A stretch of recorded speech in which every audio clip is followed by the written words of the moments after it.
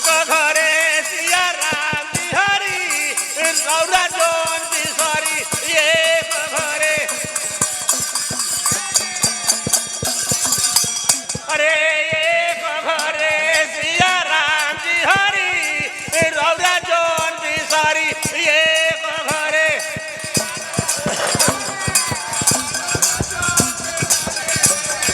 घरे आए छोटे छोटे बालों को सावर रूप रूप छोटे छोटे बालों को सावर रूप रूप बड़ी बड़ी अखियां बसुरतियां सिया राम बिहारी रौरा जोन बिसारी एक घरे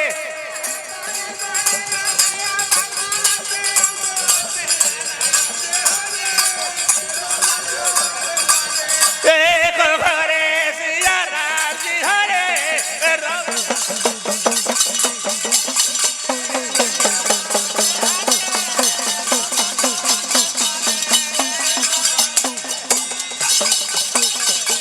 रौरा जोन बिसारे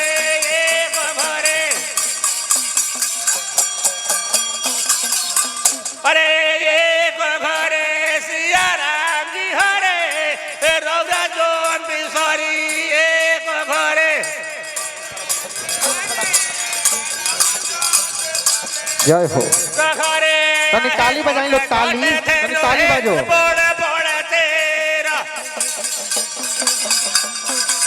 तेरा छोटे छोटे धेनु है बड़े बड़े तेरा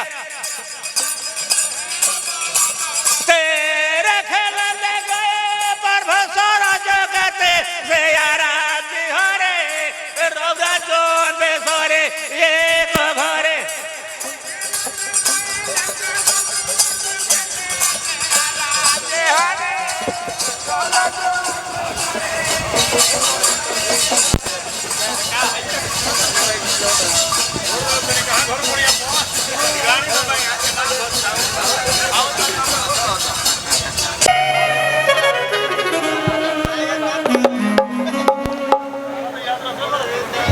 एगो के बाद उन्हें कार्यक्रम मने होके लगे विधि बात का मतलब कि ने कुछ स्टॉप हुई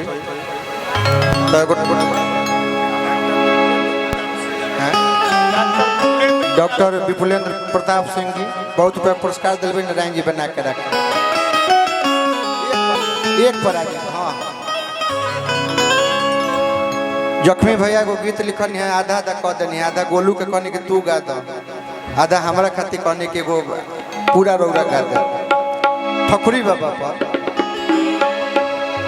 पर्यटन स्थल घोषित हो गए भाजपा नेता आदित्य नारायण तिवारी जी हजारों हजार रुपए पुरस्कार दिलबे नारायण जी पद प्रतिष्ठा बना कर रखे पर्यटन स्थल घोषित भइला के बाद मेहरारू अपना पति देव से कहते का कहतिया लॉय उहे ह जनी गौले रहल है वही में क्या था कि करम छपरा बयरिया कि ठकुरी बाबा के मंदिरिया चली ना अरे घूम आई जा चरनिया चूम आई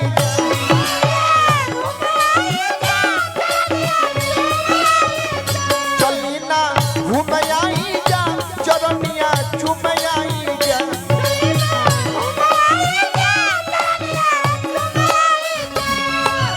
करम छपरा बयरिया अरे छपरा बयरिया करम छपरा बयरिया ठकुरी बाबा के मंदिरिया चली ना घूम आई जा चरनिया चूम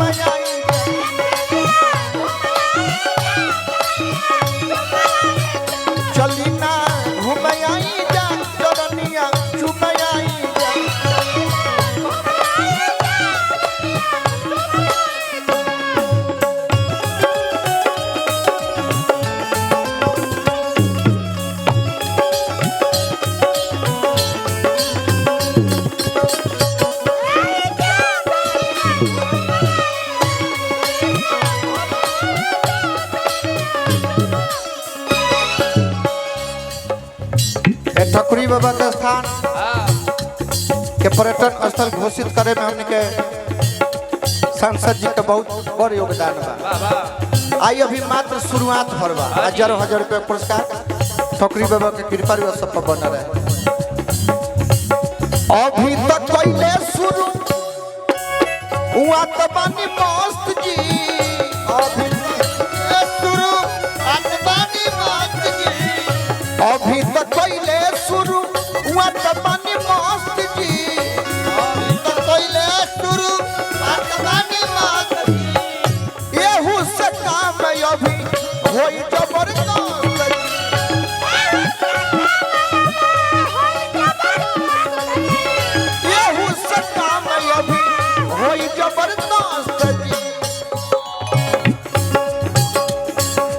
हमारे मामा बानी निशु मामा हजारों हजार रुपया पुरस्कार दिले बानी। मामा के अपना पौ लगे करो। अभी तक कोई ले सुर